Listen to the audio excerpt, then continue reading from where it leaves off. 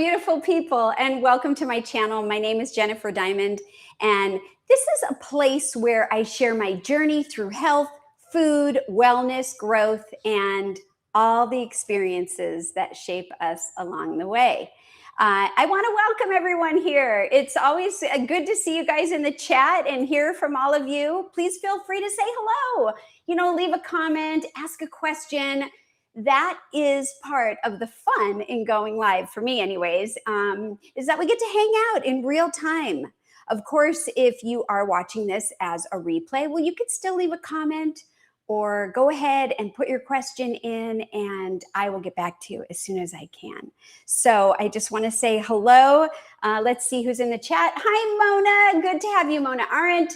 6384 is here. Hello, everyone. Jill Caperton, 1568. Good to see you. I am glad you guys are here. And everybody else that's watching, feel free to jump in and say hello. Or just join in. We love it. So I want to start out by saying, if you follow me on Instagram, you may have also noticed a post that I put out on Sunday that said we would be opening up a mystery box that came to me. And so we will get to that today. And I can't wait to check that out with all of you. If you don't follow me on Instagram, please consider it. I'd love to have you on there. I just do a lot of different things there and post some fun shorts. And anyways, it'd be great to have you there. But for now, let's get started with what my week was like, right? And I'd love to hear from anybody else that wants to share about their week. Hopefully it's all been good. Oh, I want to say hi to Florence. Hello from Tampa, she says. My new mantra that keeps me compliant. So far, so good. I love it. I love it. From Florence Marsan 4811. Thank you so much. So going back to, just sharing about my week, boy, was this week filled with many experiences and curves in the windy road that I call life. That is my life. It's been fuller and more normal, actually, in some ways, but also really emotional and mentally deeper. Earlier in the week, we were gathering more information, oh my goodness, while I was also trying to live my life, right, with as much normalcy as possible. I'm trying to build a new foundation, right? Building a new foundation filled with routine, with balance, with fun, frankly. And these past 6 weeks, well, actually, it's longer, more like 6 months or whatever, because it's been 6 weeks today since my surgery, not since my symptoms started or diagnosis with low risk stage 3 colon cancer. Anyways, these past few months have been consistently, almost nonstop, wouldn't you say, Todd? Almost nonstop, focused on cancer, colon cancer, my colon cancer surgery, which I went through, and now colon cancer post-surgical treatments, whatever that means. But this week, this past week, I found some opportunities to refocus a little bit and live without being completely consumed by my diagnosis, researching my options and contemplating my next steps, a little tongue twist today, which I will be sharing in a few minutes. So I want to say hi to Zook. Zook, I know that's Renee. Hi, folks. More information is a lot to handle, but glad you are talking about fun. Yes. Oh, and Nan is here. Peter and Nan Cardos. Hello. Whoops, Todd, you're moving so fast. Oh, and then Karen Zerlin, 4302. Hi, Jennifer and Todd. Welcome, everybody. It's just amazing to see all of you here. So first thing I want to share about some things that happened about my treatment options. But I want to share, I want to share with you first. So, okay, why don't we just start out with the medical and treatment conversations that we've had this past week? And actually, before I say that, I usually have a big spread, or I like to have a lot of fun foods and different things, but I have more on here because I just kind of want to share that. I am hoping to make a recipe today with you guys. And so I've got some beautiful stuff cut up, ready to go, and we will hopefully get to that as well too. So stay tuned. Okay, so let's see. Right, Todd and I had gone to meet with a Western medical doctor for a second opinion at an MD Anderson Cancer Center that is out here in Arizona. You may have heard of them. I think they are based, their first one I think is in Texas, but they have a location here. And I just wanted to see if she would recommend anything different than my oncologist at City of Hope, or maybe if she would recommend the same thing, or I just wanted another opinion. I did that when I looked for a surgeon, and I do that usually with any type of medical person, because why not? We got to see what our options are. So when we got there, we were greeted at the door by many volunteers, and their lobby was quite nice. One of them escorted us to a desk to check in. I got a hospital wristband with my name and all my goodie information, a folder full of papers. I was offered a water bottle and a seat, and like, wow, okay. So there was even someone playing a piano, which was really nice. And they had a cafe and an outside courtyard with a water feature, which is where we sat until I was called back and met with the lady who would add in all my insurance information. And then she handed us off to another woman who would walk us to our location while giving us a tour, and then dropped us off. I think it was on the second floor. It was the second floor, right, Todd? It was. Yes, he said. And then from there, we waited to be called in for my appointment. So things that I saw while we walked around, I saw free water bottles everywhere, the little free water bottles. I saw baskets with knitted little beanies for people who have lost their hair due to their treatments, and they could just take a beanie for free, and they came in all colors. I believe they were made by volunteers, but I'm not certain. I saw a lot of patients waiting for their names to be called. Some of them looked really sick, very sick. Some of them spoke about their discomforts out loud to other people that they were sitting with, and we could hear them. And I noticed, it was quite quiet there, and nobody was smiling. These are the things that I noticed.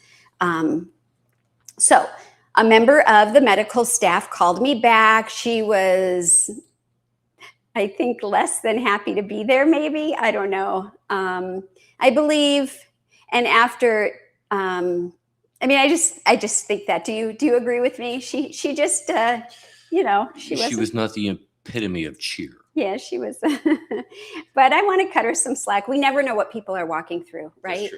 But anyways, after she took my vitals and she left us in a room to wait and wait and wait. Todd was not sitting down. He was actually, he likes to pace, so he was doing that. And then finally, the doctor came into the room, and immediately, I got to tell you, I felt so comfortable with her. Usually in this type of setting, the medical doctors, at least in my experience, give you about 10, maybe 15 minutes. She gave us a full hour. So she started by asking me what my version of my story was. And she told me that she had spent a lot of time reading through all my medical records and wanted to make sure that she could understand everything correctly. And then she agreed that what I said was her understanding, and She gave me her opinion by going up to a whiteboard that they had there, and she was drawing 2 scenarios. You know, you don't draw, I'm going to pass. So that, of course, is a scenario. But then there were also 2 other ones, and they were explaining what she would recommend and how it works and why and all the stuff. And so it's important. And what I thought was interesting is she said that she did not get a chance to read the first oncologist recommendation because she knew we were there for a second opinion. And she did not want me to tell her what his recommendation was because she wanted me to hear her recommendation first. I appreciated that. So at the end, she just asked, was I close to what he had recommended for you? You know, and my answer was yes. But I told her, you know, you explained it in a much greater detailed way, and in a way that I hadn't heard before, or we hadn't heard before. It was really broken down. She went over some of the tests in a way that also allowed us to understand even more. And she smiled. So she was happy to hear that we thought she did a great job. Believe it or not, as we were leaving, I hugged her, and then I gave her a supportive colon cancer bracelet just to show my gratitude for her extra time, and just because I felt a connection there. I had asked her also, if I decide not to do any chemotherapy, would you still support me in doing future scans and blood draws and monitoring me? And she said, absolutely, she would. And I know that is not the case for a lot of people. So Todd asked some questions too. I'm going to share this, and then of course you correct me, right? But one question he asked was about standard of care. He asked, my understanding, you tell me if this is right or not, but I think you said, like, my understanding of care, of standard of care, is to give Jennifer, me, a dose and duration of chemotherapy based on my height and weight. And then he asked her, is that correct? And then she said, yes. And then he asked her, so it doesn't consider the severity of my disease or kidney function or personal sensitivity to certain drugs or like any other individual things. Is that right? And then again, she said, yes. Am I doing that right so far? Yes, so far. Yeah. And then he said, so your recommendation, the standard of care, is to give Jennifer, to give me the maximum allowable dose for people with my body mass without overdosing me, whether I need that amount or not. Is that right? Because he kept saying, is that right? Is that right? And she said that it's always, wasn't it? It's always their practice to never overdose. Okay, that's good.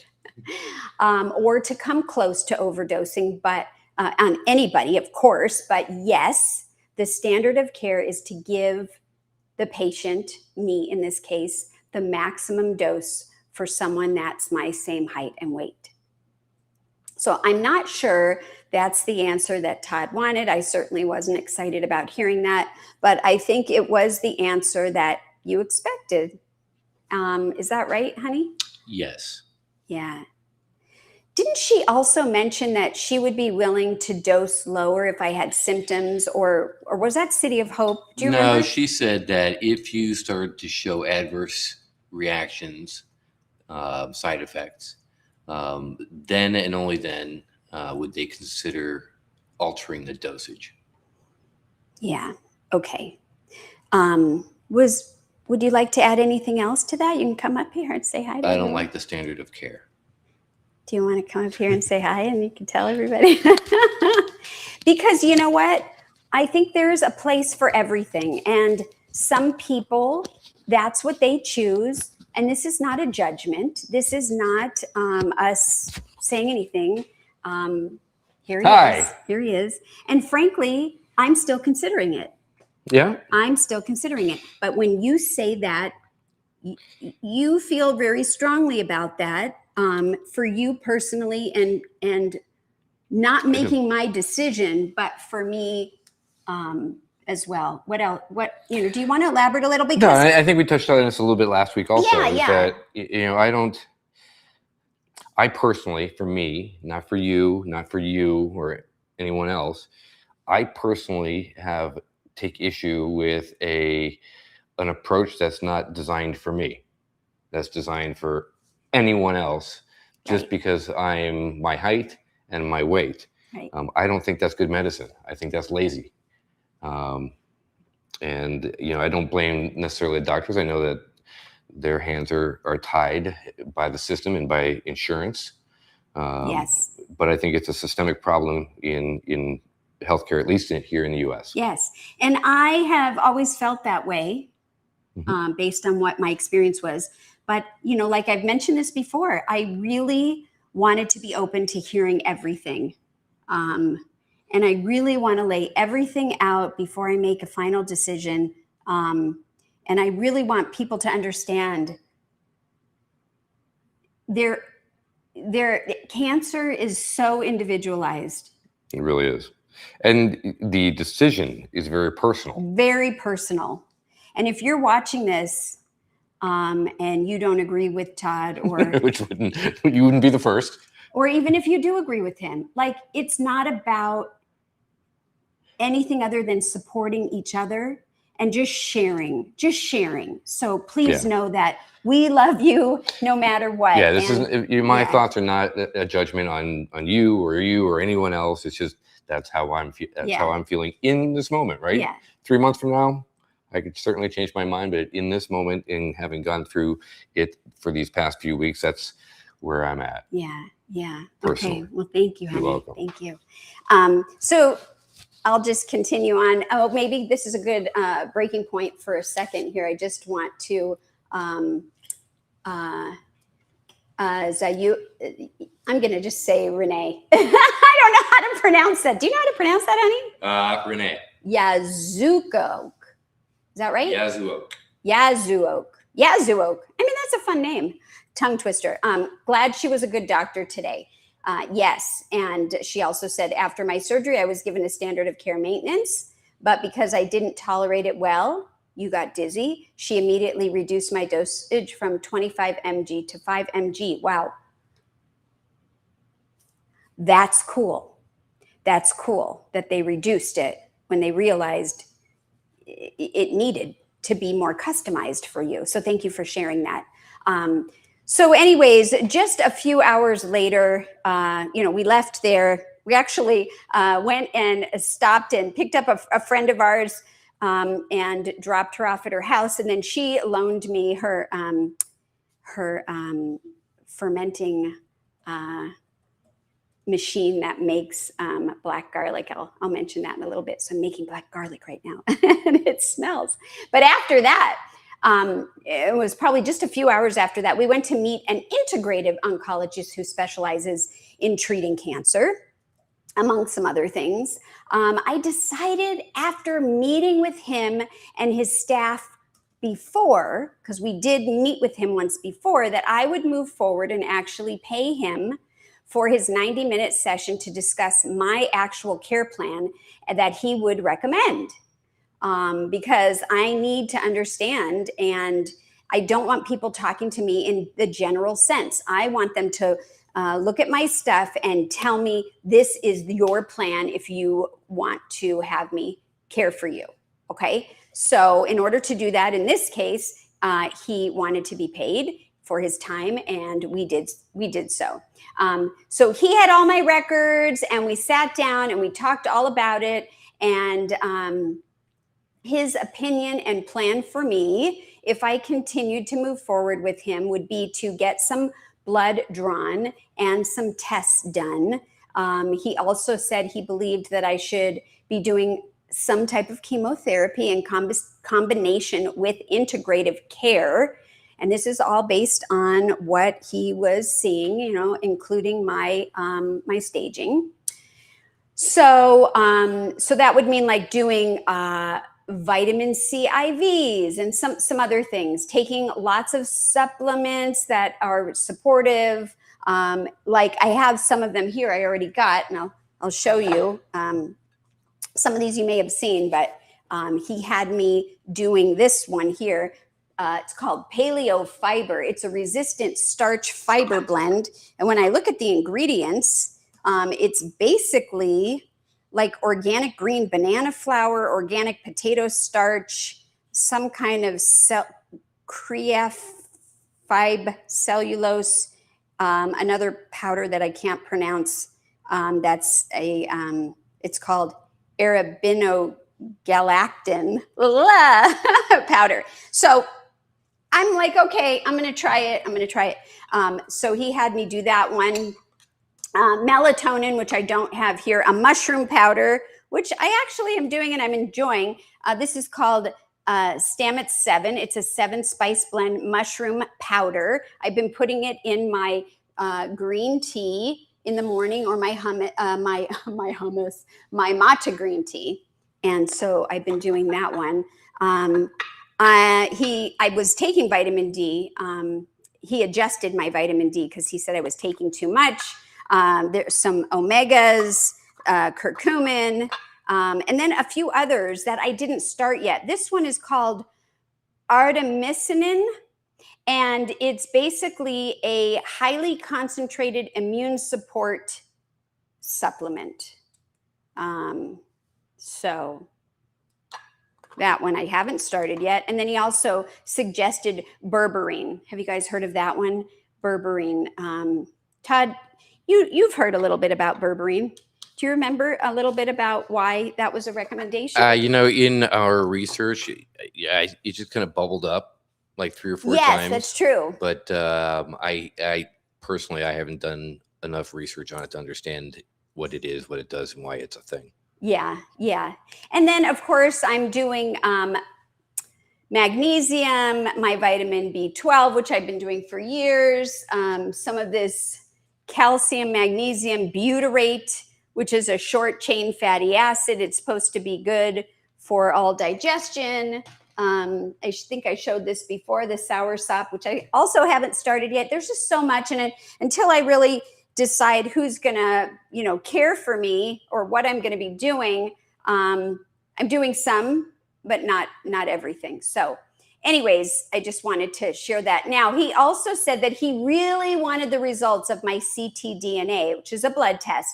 And if I was negative, he said he would feel better about moving slowly and putting off any type of chemo, if that's what I wanted to do. Of course, there's always the option of skipping it together. And I kind of just fall back on that's like a known thing. So if I don't say it, it's not that it's off the table. It's just, I just didn't say it.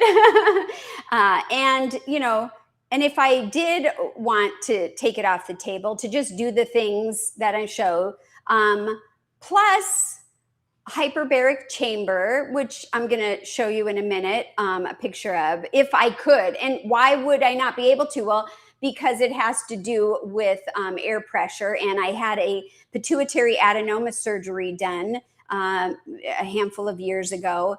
And so there could be a problem with that.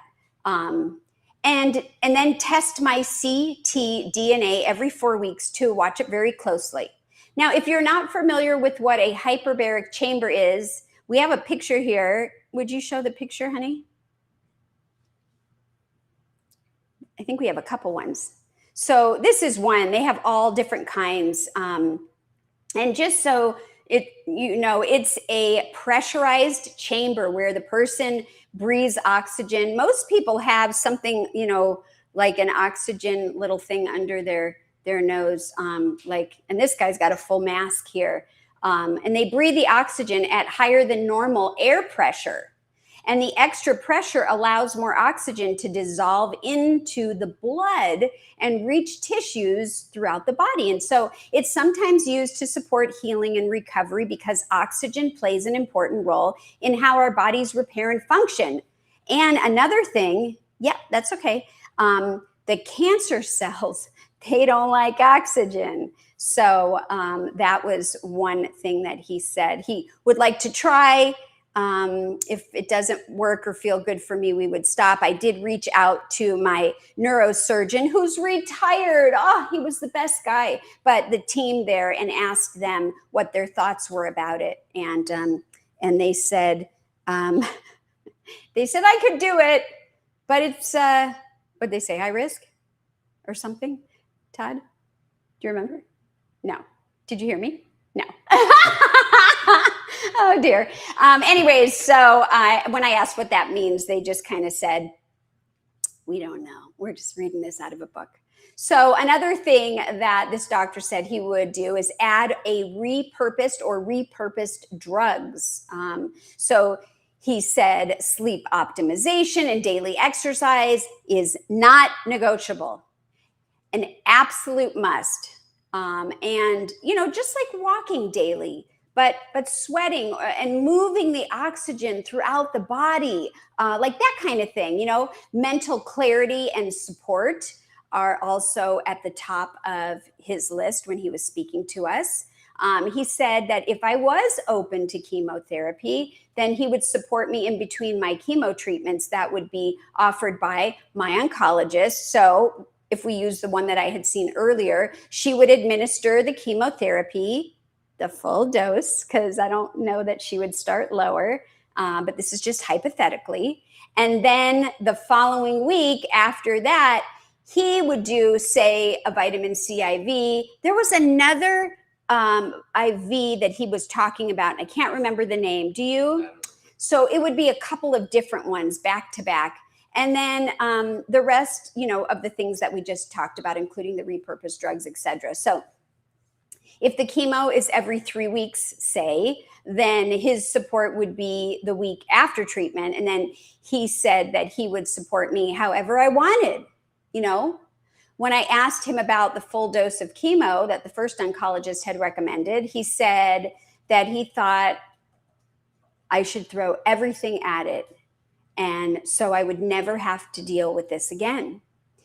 He also said, because I asked his opinion, I really wanted to know. And he talked to us like real people. I mean, very educated.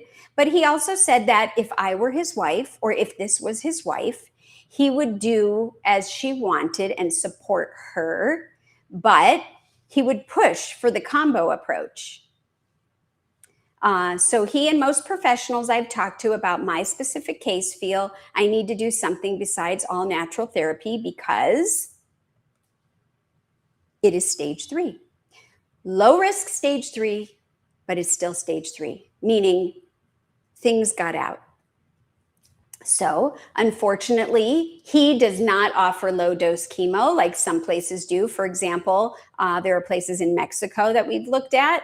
I purchased some of his supplements that I showed you through FullScript and figured it can't hurt to start them, right? So, if you're interested in buying any of your supplements or getting lab tests and other stuffs at a discount, whether it's like a one-time thing or a subscription, I have included a link to FullScripts in the show notes. Is that right? Todd included. And it's also included in the link in my bio on YouTube. And you could just even go and check it out if you're interested in checking that. I know a lot of people go through Amazon, but this is a little bit different. And so I wanted to share that. Let's see. I'm going to just, yes, berberine always recommended for cancer. It controls blood sugar, but our diet does that. So my question is, do we need all of these supplements? I take some recommended by Dr. Veres at True North, and that's Renee. And, I will say to you, until I have my blood work and until I kind of know what's happening, I'm just kind of being open, learning, playing around a little bit. One bottle, I didn't even start that one, but I just thought I would do it. And I also then take that information and ask the other doctors or the other options that we've looked at. And maybe it's overkill, and I think that part of what we will realize through the blood tests is what, if I do need to have this stuff, adjust the dose possibly, or maybe I don't. So yes, the diet is amazing. But I went in having so much other trouble that I just figured for now, I'm just hoping that it doesn't hurt. It could only help. So hopefully that answers your question. And then Jill says, I have a doctor's appointment, so you'll listen in the car. Very cool. Thank you so much. Okay.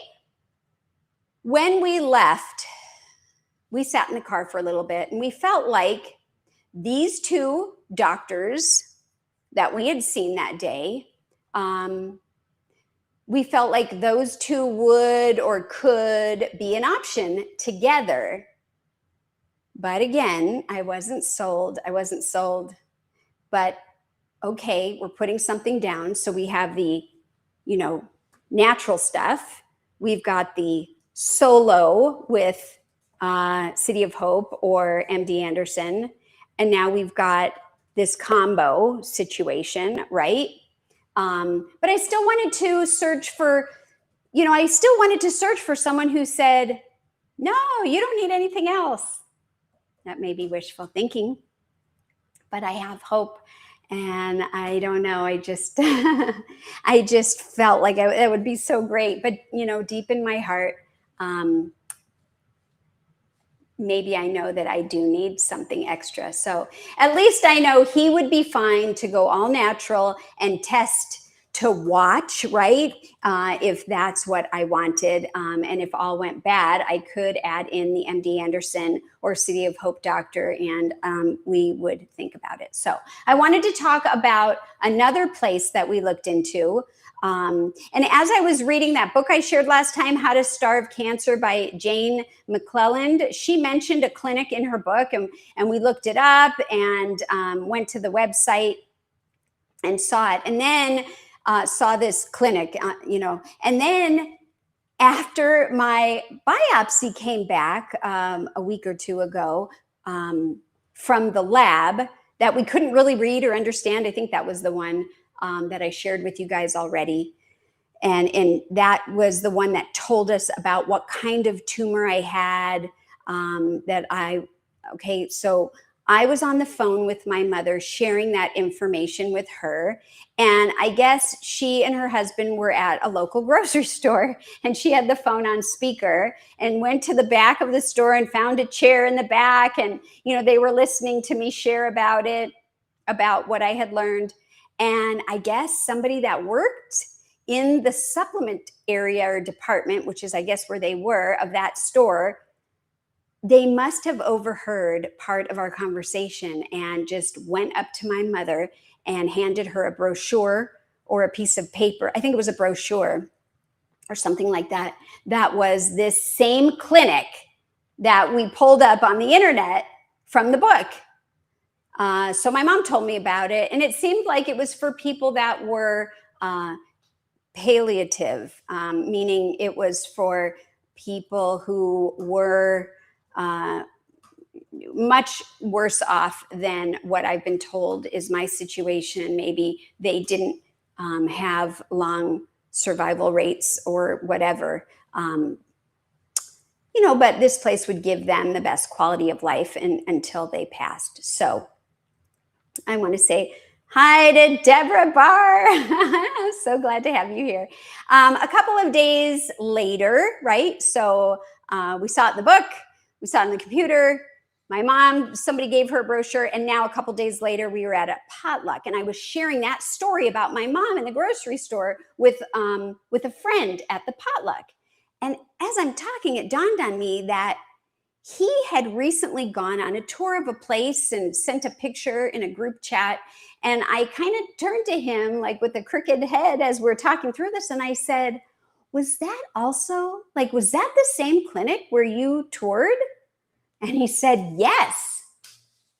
And I'm thinking, wow, okay, I've heard that 3 times now, 3 times. So I decided, you know what? I'm going to give them a call anyways. I want them to tell me that I'm not a candidate.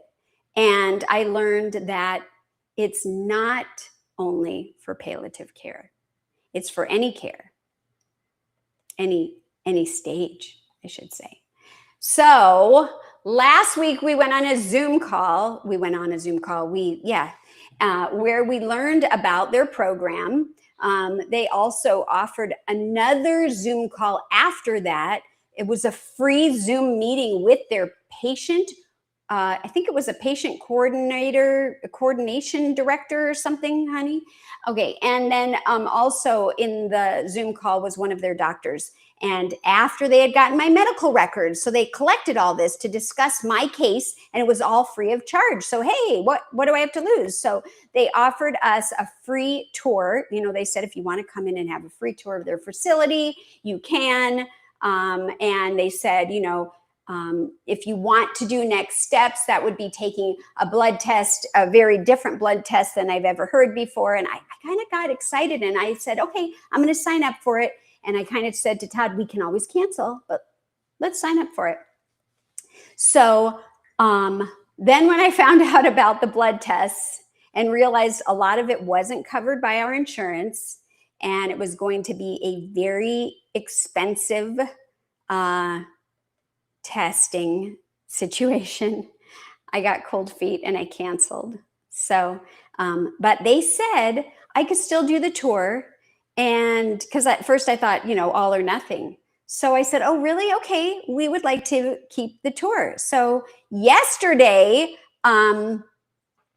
we took a tour and visited in person. We're getting a question. Where was this one? This one was local here in Scottsdale. I don't have the name with me right this second. We could get it, but I think we want to hold off on the name. Is that right? Yeah. Until you've made a decision. Okay. Yeah, it was in Scottsdale, Arizona. And anyways, yeah, I kind of want to share it. It's okay. It's called Invita. It's called Invita. Yeah. Thanks, Todd.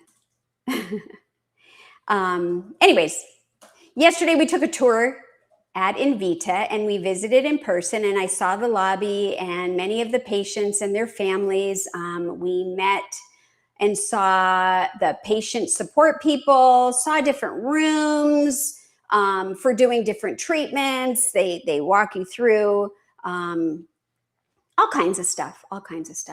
One thing I noticed early on that I said to my husband was, everybody here is smiling.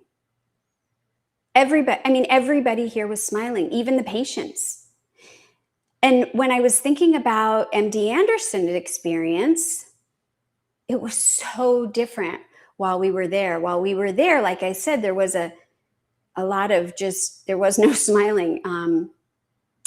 So anyhow, while we were at this clinic here in Vita, there was a gentleman that was finishing his treatment and was about to ring this bell. They have these big bells you can ring when your treatment is over. And he talked a lot about how he felt and thanked people who were part of his treatment, and then rang the bell. And we were sitting in the lobby where it was, and he, it was just very touching.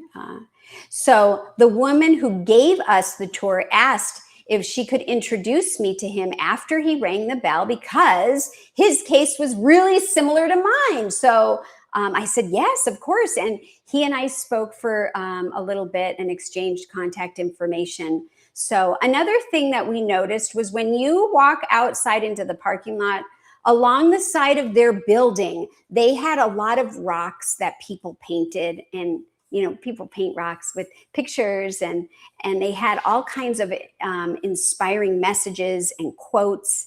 And it just, I don't know, it just felt really nice. So that's another option that I'm considering, but it is not covered by insurance, go figure. And it is very, very expensive. So this has been a process of exploring, learning, evaluating, considering, asking questions, getting answers, right? Asking more questions, getting more answers, right? And trying to somehow assemble it all into something that I can use to help make a decision.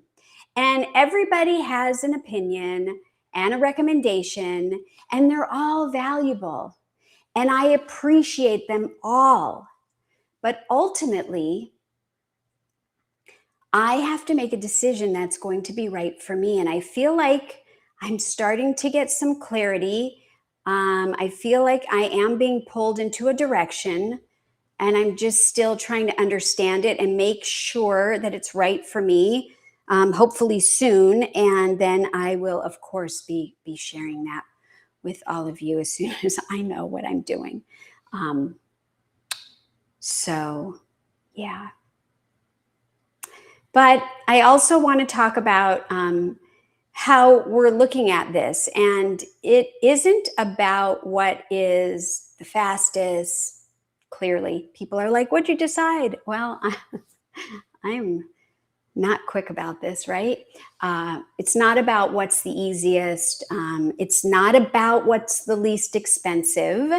Because, that I think would be probably insurance or whatever it is. We want to look at this to decide what is the best decision without limiting the options just because of price or time or whatever it is. Now, that said, the financial part of it is a big, I want to say big again, deal. And it might take some options off the table for me, but we wanted to see the solution for what it is, right? So first, because it could help teach us, I want to know more. And if we can't afford it, or if it's something, going to Mexico or this place locally, or a couple other places that we've looked at locally, if it's just not affordable, then maybe there's other ways to achieve it that's more affordable. But we might, if I took that off the table, then we may have missed that had we started looking at it strictly from a cost standpoint. In other words, if I didn't get a chance to take the price component and just put it over here and just look at it for what it is, even if I'm not going to do it, I just felt the things that they were offering me were valuable, and I wanted to learn as much as I could, and not making a decision one way or the other. And so for me, that is how, for us, that is how we decided to approach this. And I did invite my family to join us on the tour, and part of them came, and it was really nice. My mom and her husband were able to come.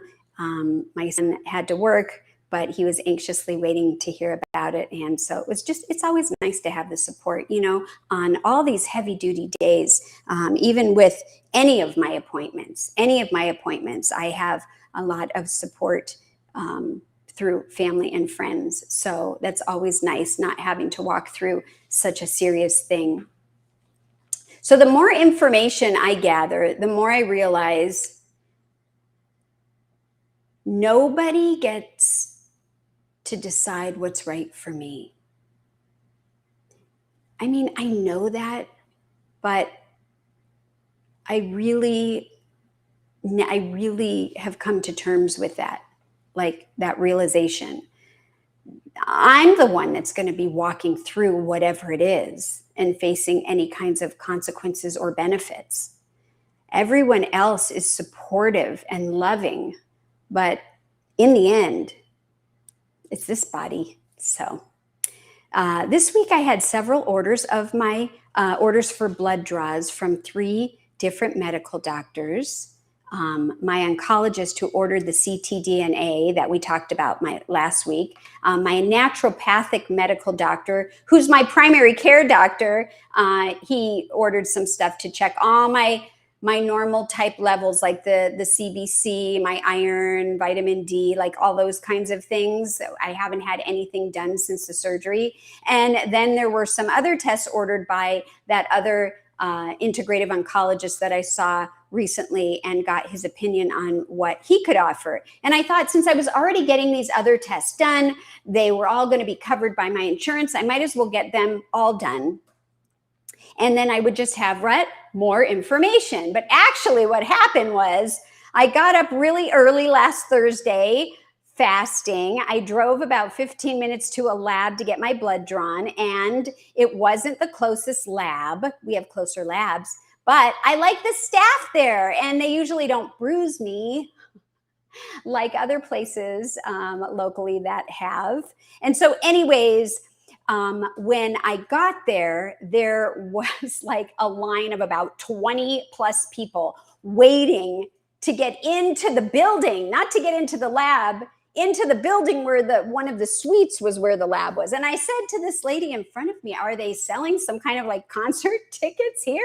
What is going on? And she said, no, everybody's waiting for the building to open, and then we would all go to the lab. And because I thought, well, they must be going other places. And she said, no, the rest of the building doesn't open yet.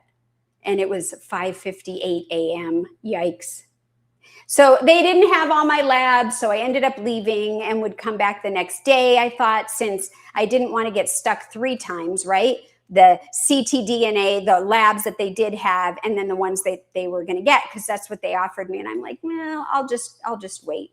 So the next day I was fasted a second time, right? And had gotten the missed lab slip by end of day the night before. And so I had the home health care phlebotomist come to our home to take the ctDNA draw. And I told her that I need to leave to go to the other lab right afterwards to get the rest drawn. And she was so nice. She goes, I'll draw it all for you, so you only get poked once. I'm like, I only get poked once? And she said, I normally charge for that, but this time I would do it for you. And so, we have these oranges from our tree. So I made sure that she went home with oranges, and we were both really happy. So she took a lot of tubes of blood. You want to show the picture of that, Todd? She took 11 tubes of blood. Look at that, guys. Yikes, in total. And I did great. You could show the other picture. And there she is. I was laying down because I do better laying down. And she's just really sweet. She had her phlebotomist t-shirt on. She said it was okay if I shared this photo. And then she will be the one taking that ctDNA as long as we're with this company. So, yeah. Okay. I did need to drive the extra blood and drop it off at the lab so that they could spin it. And it had to be within a time period. So, I did that. And I just thought that was so nice. So there are so many nice people in the world, and I want people to hear about that kindness that is out there. I also thought that I was going to get the results for the ctDNA. They said originally 7 to 10 business days after they got the blood. So they sent me an email on Saturday. I had the results, or I had the blood drawn on Friday. On Saturday, they sent me an email and it said, we have your blood. But it also said, your results won't be available until July 11th. I'm like, yikes. So I hope they can get them to me sooner. They did say it takes longer the first time. And there's actually an app that I downloaded to follow my ctDNA test, the results, and all the future information about the test, which I thought that was pretty cool. So anyways, anything going on in the chat? No, he says, keep talking. So I will. So anyways, with all this information and all these conversations, I've been hearing a lot about nutrition. And some of it I agree with. Based on what I know and how I've been eating. And some of it has been a little questionable. One thing that I've heard pretty consistently is that sugar fuels cancer. You guys heard that? Yay? Yes or no? Put it in the chat. Sugar fuels cancer, right? I've also heard that that's not universally true because there's a difference between natural sugars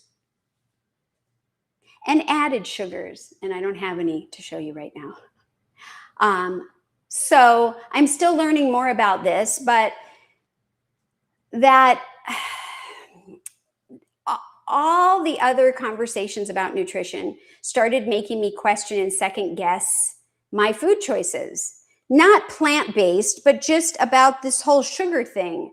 And I really haven't really paid attention. I really don't know how many nutrients I was actually getting. And they're saying you need, this much protein. And they wanted, somebody said get 50 grams of protein. Somebody else said 100. So we're like, well, what if we shoot for 75 a day? And then, limit the sugars, because one of the guys that we saw said do like 40 grams per day if you're, want to be really careful. And then a few more other things, like we don't know about the iron or the magnesium, the folate, all the different vitamin Bs, all that stuff. So like I've told so many of you over the years about Chronometer, we started using Chronometer more consistently to track everything I'm eating. And I say we because I write it and then Todd plugs it in. Oh my gosh, he's such a great partner, and thank you for doing that, honey. Data entry is my special skill. Is your thing? Not really. Well, I'm glad that you're doing that. So, yeah, so using Chronometer more consistently, right, to track everything that I'm eating, all the supplements, and even my exercise. Aren't we putting in my exercise too? We are. We're tracking your walking, your yoga, your swimming, all the things. All the things. Yeah, to get a much clearer picture of what I'm doing and what I need to do more or less of as we still migrate things. So most of the targets I've set or we've set in Chronometer are based on what I've been told by the various integrative oncologists I've met with. So some are just my best guesses for now. I'm sure once I've made a decision on the treatment path and who may or may not help me, I'm going to take and who is going to be part of that team. We will get some more direction on what each of these levels should actually be for me. And I'm sure it's also going to be helpful to see the blood work results as well. So for now, I'm just doing the best I can with the information I have. Okay. I'm getting some of those nutrients, of course, through the supplements. I've already talked about that, but I'm getting most of them through this amazing food, right? That I'm eating. And I've started eating things like, I have a little piece somewhere here, black garlic. And I mentioned, here's like a little piece, it's the end. I mentioned about my girlfriend. So she loaned me the black garlic fermenting machine. And like I said earlier, I am making that right now. And you want me to see something? Oh, Renee has a great question. Where is the fun and relaxation? Question mark, question mark, question mark. Well, I am going to get to that because there is some. I'm proud to say. And thank you. Thank you for putting that in the chat because it is so important to have balance and fun. And fun, you guys, have fun, whether it's dancing or whatever. Make sure to have fun. And so I am working on that. I really am. I'm trying. And when I do it, it's fun. So anyways, going back for a minute to the black garlic. If you don't know what I'm talking about, I think, well, I know for sure I did in the past a video on making black garlic that you can check out. You could, if you're interested, you could just search on my channel for black garlic and it should come right up. So most of you know for the last few weeks that I also started increasing my broccoli sprouts, which I have some right here that are still going strong, and lentil sprouts. I have the end of some here. I'm going to start some more, I think, today. And I'm making them at home. And I even took an old pickle jar we could show, or if anyone's interested, so I had an old pickle jar with the, the pickle juice in it. And of course the pickles were eaten. And so after all the pickles were gone, I took some organic carrots and I cleaned them and sliced them up And I put them in the pickle jar because I want to see if I could pickle them instead of dumping it down the drain. So I'll let you know how that goes. I'm also eating a ton of salads with all different kinds of ingredients. And why don't we make a salad right now? And this salad, Renee, is called the Fun Fiesta Salad. Okay? And it's simple because you just use what you have on hand and you put other ingredients right on top for the dressing. I'm just going to make it right now. It's nothing that you need to write down.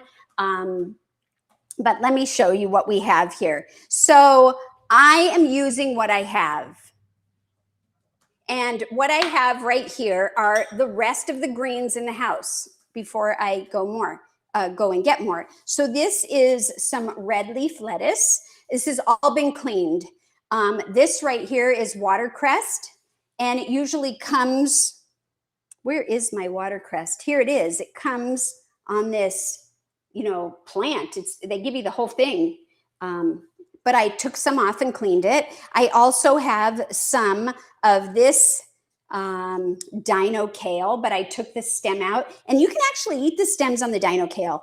And then over here, I have some dandelion greens. So I am just going to take a quick minute and just quickly chop this up and move these toppings out of the way for now. And I'm just going to show you. So you can make this Fun Fiesta salad. And it's really, really simple because you just use what you have, okay? Now, you can tear the lettuce or you can chop the lettuce. So I'm just going to quickly do some chopping. And are there any questions or any comments or any fun things going on in the chat that you can share with me, Todd, while I just take a few minutes and add this into our bowl? Renee loves that you're having fun, claims you're a dancer, and enjoys black garlic herself. Who is that? Renee. Oh, very good. Well, that's why we get along so well. Sending big hugs to you and everyone. And encouraging everyone to have fun. And thank you, yes, for reminding me about that. So it's a small area that I'm working with, but that's okay. Now, some people don't like to cut the romaine or some of their lettuce with this kind of knife.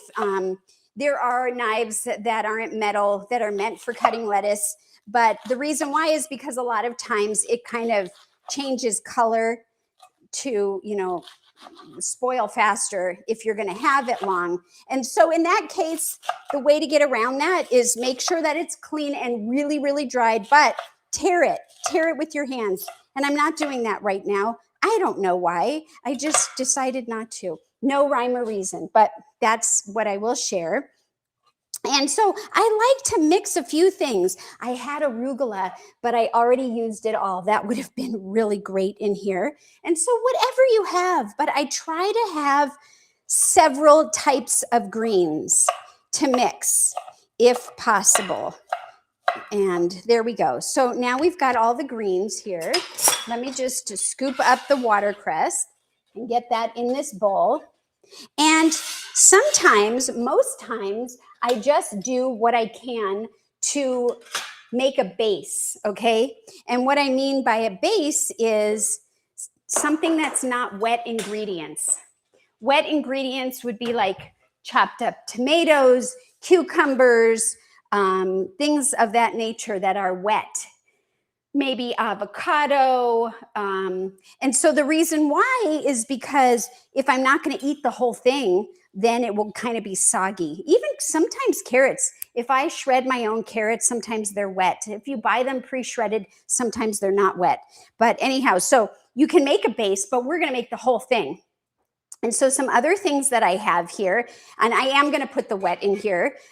So I have, and this is all leftover. I had a small little piece of red onion or purple onion, and I just chopped it up, and I'm going to do my best, and I'm just going to add it in here. Okay, and I'm going to try to tell you everything that I have. I'm getting some of the other stuff. So that's red onion, and then I had some, this looks like fresh oregano that I got at the farmer's market, some fresh mint, some fresh dill, all of that in here. And then leek. Do you know what a leek is? It's in the onion family, and I just love it. And I had some, so I thought, what the heck? Put it in there, because I also want to encourage lots of colors. And like I said, even if it's a little piece, don't throw it out. Just put it in something. Use everything up. And that's what I say. So the other thing I have here is some broccoli. Oh, you can't really see. So maybe what I'll do is I'll pull this out here, even though I've already been scooping it. Scooping. Can you see that better, guys? All right. So here's my bowl. You can see that a little bit better. So I've got some broccoli, and I went ahead and chopped it because I want the sulforaphane to be extracted or available. And so if you cut it up and just wait like 45 minutes or longer, that should come. I learned that from Dr. Greger, who has been on my channel and is just a great source of information. Now, I do have the broccoli sprouts. These are 20 times more full of sulforaphane, but I can do them both. So I had some of that. This right here is cut up. They call it Easter egg radish. I'm adding that. I had some of that left over. I've got some purple cabbage. Look at this. This bowl of, leftover little bits is really turning into a big fun fiesta salad. And then I've got some celery. I had little bits of celery. So it's like not a lot, but you don't need a lot. Carrot. This is 1 carrot. Doesn't that look like a lot for a carrot? And then, oh yes, look at this. I had some Brussels sprouts. 2. I had 2 Brussels sprouts. So I just chopped them and shredded them up. And here they are. Look, put them all in there. Put them all in there. And you can make this, if you want a pretty design, whatever works for you, but just get it all in the bowl. And then I have some of my wet ingredients. I told you I'm going to go ahead and do the wet. That is some cucumber. I eat all kinds of different types of cucumber. This one was just what was available. It's just, like a regular kind of cucumber. I think that we got at the farmer's market. I like the little Persian ones. They're my favorite. And then I only had a small half of a tomato, and it's not very red because we got it in a pack at the farmer's market, and this was the last one, and it was green. And I thought it was just going to be a green tomato, but all of a sudden it started turning. So it's a little bit red. So that's fun. And then I have a few more things, but I just want to show you. So I'm going to talk about these in a little bit, but these are my latest little salad tossers that, I'm going to use to serve up and put in a bowl when we're ready to serve. But this, is just fun. And that's why I like to call it a fun fiesta, because it's full of vibrant colors and there is energy in this. And it's exciting for me to be a part of making this, knowing where, a lot of this came from. Some of it came from local farmers, and some of it came from the grocery store, but just knowing it came from the ground and it's going to help heal me. Okay, so what I want to do is take a smaller bowl just for a minute and make a salad and show you how I do the dressing, because this isn't everything. Even though I put wet stuff on here, it is not everything. So I'm just going to do this. Doesn't that look pretty, you guys? Come on. Are you doing this? Are you doing this? You got to be doing this. It's fantastic. And I'm almost done. Whoa. When I'm not splashing about. And I really do like when the colors are kind of mixed and on top. So I'm going to set this aside. Had I not put the tomatoes and the cucumber in here, I would just put this in the refrigerator, cover it, or put it in a different bowl. And then I would just grab some or scoop some out as needed over the next couple of days or however long it lasts. Okay, so then I have some of this here, which is, do you guys know what this is? Anybody know what this is? This is tempeh. And if you're curious about how I made it, I will let you know, but I'm just going to put it in here on the salad. You can put as much as you want. That was the end of that pack. And then I'm going to start with the sprouts. So I've got these. These are the lentil sprouts. And what the heck, I'm just going to use them all. Just use them all. Eat them up. Okay. I've also got some walnuts, pumpkin seeds, and sunflower seeds.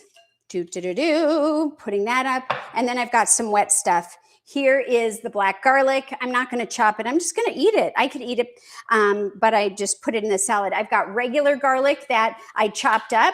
There is some chopped up fresh ginger and turmeric. All in there. All in there. The turmeric can stain.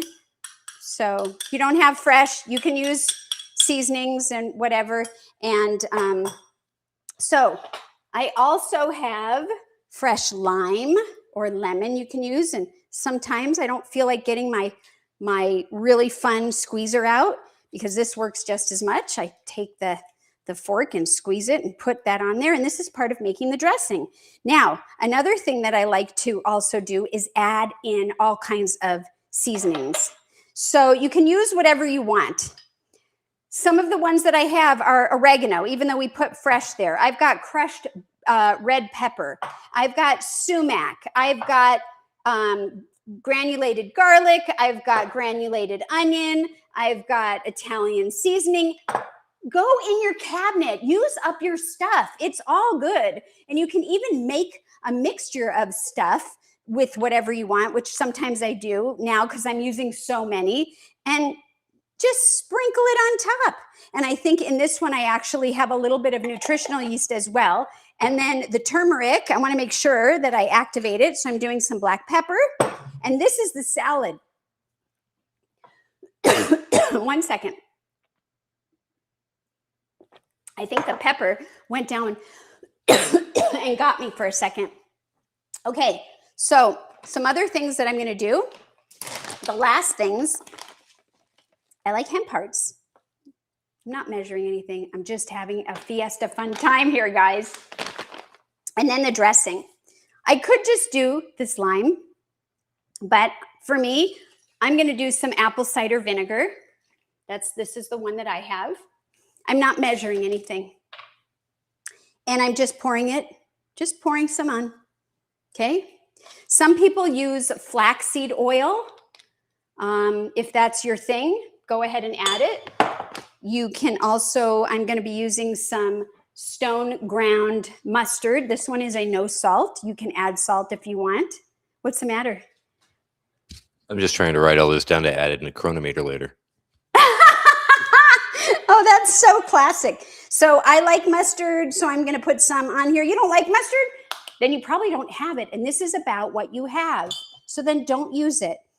2 more things. This is sea moss that I made. And so I have it in the refrigerator, and I'm just going to take a little half a teaspoon or less or whatever you want and just blob it on there.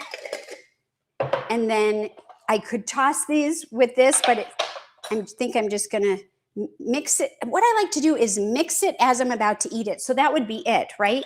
And then I kind of just, blend the flavors together. And that's about it. Now, I also will add actually 2 other things. I happen to have beet sauerkraut. Sometimes I have regular, but I've been eating a lot of fermented foods to help with my digestion. And just, because it's so delicious. And so what I like to do with it is just take some and just put it on the side. Okay, and then I found a bag of frozen pomegranate seeds in the freezer. And so they've been sitting here thawing. So I'm just going to add them to my salad. Sometimes I cut up one of these oranges and I put the slices on the side, which I could totally do as well. And there is the salad, the fun fiesta salad. And what's it going to do? It's going to nourish. I am super excited about it. And I'm having fun. So I hope you enjoyed that. I'm going to taste it. And then we're going to talk a little bit more. I know we are at the hour mark, and hopefully you guys are okay to hang out with me a little bit longer. I've got a few more things to share, including what we talked about on Instagram. But anyways, let me just go ahead And I did wash this. These oranges are amazing. We grew them. And Todd, I'm going to ask you to come in a second here and taste the salad with me, and then we will move on. Look at this. Look at this, you guys. Look. Look. Out of leftovers, out of nothing. What do you think? Fun? What do you think? I hope you like it. Okay, ready, sweetie? You're going to come and try this with me? And then I am going to eat the rest. This is my meal. I think I've got writer's cramp trying to write all that down while you were making it. Okay. Okay. Try to get, it's not really mixed really well. Yeah, I'm going in all the way down. But that's part of the fun. Cheers. Cheers. Hang on. I still got stuff to gather in here. Woo! Cheers. Cheers. Cheers. Like it? There's a lot of stuff going on. I have a lot of stuff. Oh, good. You like it? Mm-hmm. Okay, good. Well, now I'm waiting for dinner. Well, there's plenty, so you can definitely have some. You can even have your own bowl. So hopefully you like that. Okay. Going back, and I know I went over. I'm going to go over. It's okay. Another thing that I was thinking about, as I'm still chewing, I'm sorry. Mona said, fabulous. Yay. And Renee said, ooh, will do, Mr. Fun. And that must be from something else you guys were talking about. Okay. I also thought about the fact that there's a difference between doing more, right? Like busy work, and doing what actually matters. And this goes back to what Renee was talking about. So I have tried to be aware of that and take breaks more and enjoy the things that matter most, right?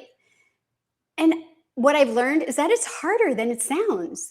I know about real life happenings. We had one the other day where my car battery was dead, and when we were on our way somewhere, and I needed to be there by a certain time. And so at first I tried to force it to get it fixed, but then realized we could just take Todd's car and we could do this the next day, and it was all fine. So the stress level went down and we could focus on what actually mattered to us. So I also want to talk about energy, exercise, and why movement matters. Of everyone I've talked to so far in trying to figure out my options and next steps, they all seem to agree on at least one thing, right? Well, maybe two things, that I need something, but also on physical exercise, that it's essential to my healing journey. In fact, more than one of the medical people that I've spoken with have said that remaining physically active is probably the most important thing that I can do to improve my outcome. I'm like, that's the most important thing? Well, that's easy for me. I love it. And when I say physical activity, like I'm not necessarily saying spend hours every day pumping iron or preparing to run a marathon. It can be smaller. So currently for me, it's yoga outside at sunrise and or meditation. Some fitness goals are walking around the neighborhood. And today I got up to 2 miles, and that was my first time since my surgery, and it felt so good. I did not take Remy with me. Todd took him, but I did a great job. Bicycling the 30 minutes and rebounding as well. And I'm still going to work my weightlifting back into my routine when the time feels right. I went into the pool for the first time. You mentioned that earlier. And it was actually the first time that I was submerging my abdomen since my surgery. And that was so fun. I personally do love a bath, but I had been outside and I was sweaty and hot, and it was been over 100 degrees here in Arizona, and that's Fahrenheit. So the pool looked really good and it felt even better. My first full submersion into the pool was at 5 weeks and 5 days. So it was so refreshing. to feel the water like move around my body. It was really nice and gentle, and I'm looking forward to doing that, hopefully a bit more. So I've also been thinking of new things to try that might be fun and good for me, like the popular pickleball. Have you guys tried pickleball? Anyone played pickleball before? Let me know in the chat. I tried pickleball once when I was in Mexico at Rancho La Porta, and it was really fun. I was with, some of my roommates that I was there, but I was side by side with Dr. Alan Goldhammer from True North Health Center. And pickleball is kind of like tennis, if you don't know, but less court to run around, on. And I heard out here in Arizona that they offer indoor courts. So during the really hot months, you could still play. So that seems really nice. And I hope to look into that more. I also thought about possibly looking into having a private trainer, even if it's just for a short time, like maybe someone who is or has worked with people that are recovering from health challenges to find the best way to start over and building up stamina and muscle. And, these are just thoughts I'm sharing. So I could definitely do that myself, of course, but it was just some different thoughts that I had in thinking of different ways to better improve my fitness. And dance, well, dance is another one. Gosh, do I love to dance. So, I may not do these things right now, or I might try the pickleball for a bit or hold off, depending on, what decision my treatment plan ends up being going forward. But I wanted to share these ideas and thoughts to inspire you to look at what you do for better health. Are you happy with your routine or exercise? Does it feel like work, or does it feel like play? Are you growing and continuing to be challenged? So if not, then maybe take a step back and see if you'd like to look into trying something new or something that you haven't done in a long time. Another benefit is community and meeting other people who share that same enjoyment. Okay, the fun things that I also did this week. Are you okay if I keep going, Todd? Okay, because he's given me this look like wrap it up, but I just want to share some more. And if you guys are okay with that, of course, I'll see that you're still here, and it seems like everybody's okay. So the fun things that I did this week is that I went to, that I want to share is that I met a girlfriend who lives quite far from me. She's about a 45-minute drive, but she drove out towards my area, and we went and saw a movie together called, is it Power Ballad? Ballad. Power, blah, blah, blah. Power Ballad. And it was, at first I thought it was kind of like cheesy, but I loved it. It was so fun and lighthearted. And if you haven't seen it and you're looking for something like that, I recommend you go and watch it. And it's about a man's dream to make it in show business and become a singer. And it was really fun. And then after the movie, which was like a 2-hour-long movie, we headed over to the Cheesecake Factory, where I shared with my girlfriend that they have this amazing vegan Cobb salad. And Cheesecake Factory is found all over, so maybe that's something that you didn't know about.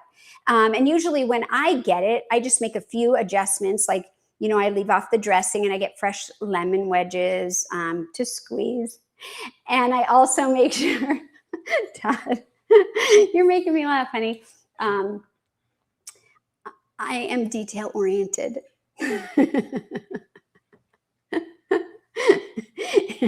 He's in the background rolling his head that I'm taking too long, but you guys seem okay, so I'm going to stay.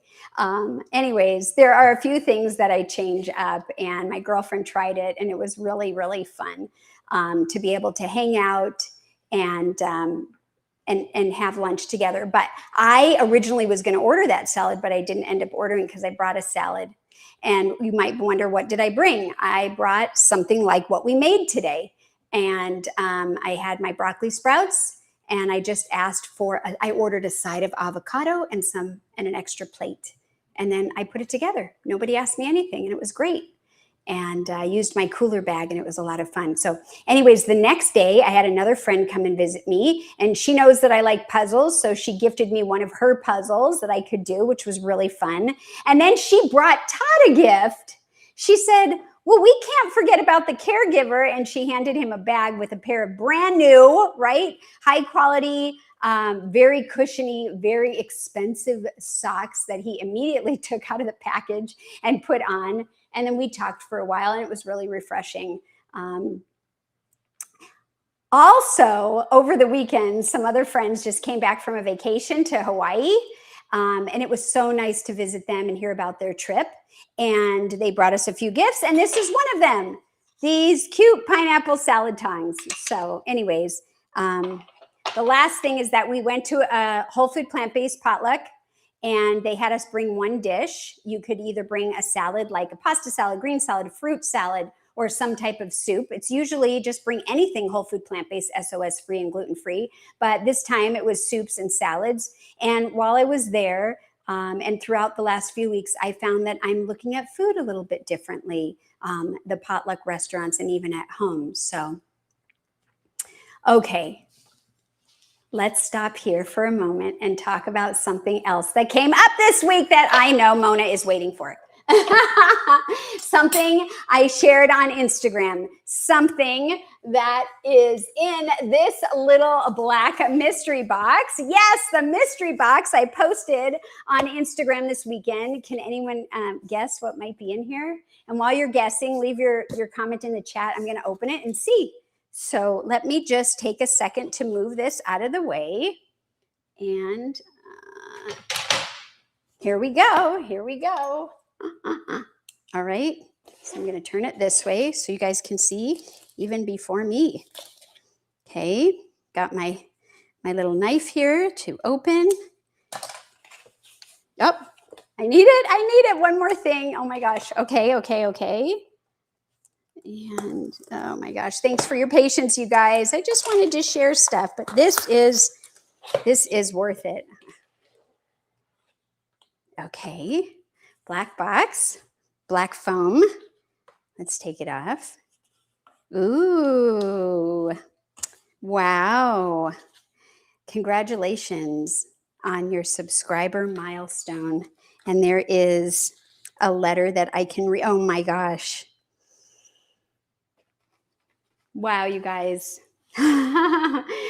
Oh my goodness. This is my YouTube Silver Creator Award for reaching 100,000 subscribers. Holy moly smokes.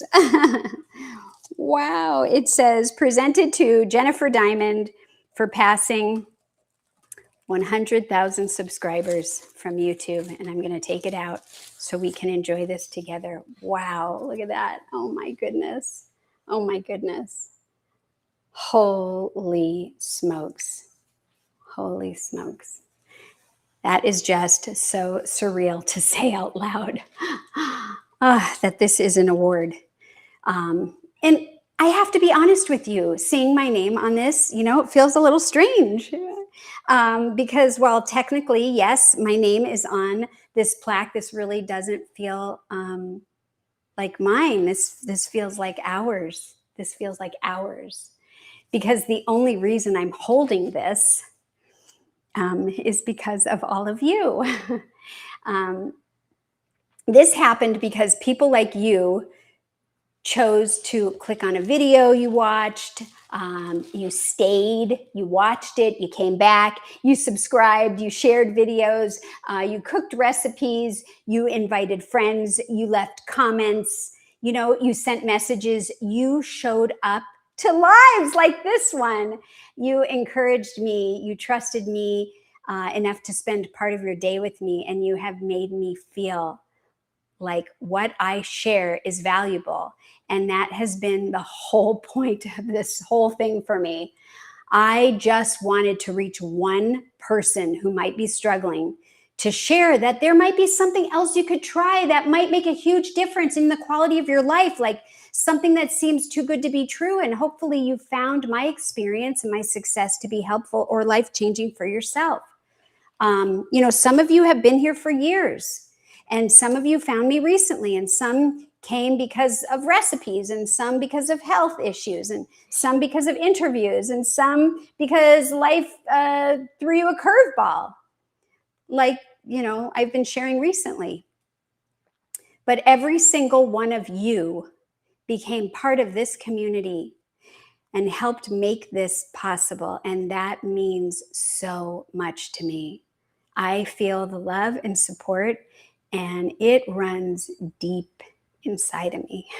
So I know people talk about subscriber numbers and milestones, but for me, this was never really about getting a plaque. What means the most to me is thinking about the fact that there are more than 100,000 people who decided to spend time here, to learn together, to grow together, to share stories, to support each other. Especially over these last several months, I have felt your love and support in ways that I don't even think I ever fully will be able to put into meaningful enough words. So thank you. Thank you for watching. Thank you for being here. Thank you for trusting me. Thank you for sharing this space with me and allowing me into your lives. I appreciate every single one of you more than you will ever know. And I am really excited because I feel like this isn't an ending or an arrival point. It just feels like another reminder of what we've built together. So congratulations to all of us, right? And just know there's much more to come. Wow. So we're definitely going to have to find a place for this one, Todd, right? I am feeling pretty emotional. But I'm just so honored to be here with you. And speaking about emotions, I do want to jump back into this last week and just let you know that even though I had some great life as normal moments, it wasn't easy. It wasn't an easy week, and there were lots of emotions.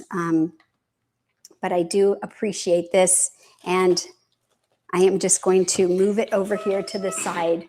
And I just want to share a couple more things if you want to hang out with me still. I know we went way over because I needed to get that recipe in. But, you know, this week, there were times during the week where I was really sobbing. I didn't have clarity. I didn't know what to do. It was overwhelming. This is a lot of pressure on both of us. It's a lot of things to process, and you can't just walk away from it or pretend that it's not happening. And so, you know, there were a few times when I get upset or Todd gets frustrated, and then someone says something that sets the other one off. You know, it's real life, and it just kind of spirals into a not so good place. And it's not easy, and it's not comfortable, but it's really hard and terrible. But somehow we take a step back, we take a deep breath, we refocus, we apologize to each other, hug each other, regroup, and come back together as a team to overcome something that we actually never imagined we would be having to fight through. And when it comes to making my final decision, I do keep coming back to this idea that I don't need to be perfect. I don't have the perfect answer right now. I just need to take the next step. Slow and steady wins the race, right?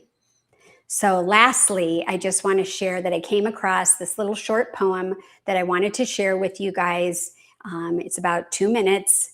And I just thought that sharing this, you know, for those of us searching for something that's perfect in life, the right moment when things are just so, and waiting until that time to live, instead of just living in the moment now is where we are. We should be here in the present. So it's talking about a daisy flower, and I just thought you might enjoy it, and I'm going to be looking down to read it. It's called Exactly As You Are, by somebody named Naim O'Shea. And here it is. There is a voice many of us carry that whispers not yet. Not enough. A little more healing, a little more success, a little more certainty, and then perhaps you will finally be allowed to rest. But the daisy does not compare itself to the flowers around it. It does not wonder whether it belongs in the field. It simply opens to the sun to the rain, to the season it has been given, the wisdom of simply being here beneath the sun, beneath the rain, exactly as they are. Perhaps there is something in that for us too.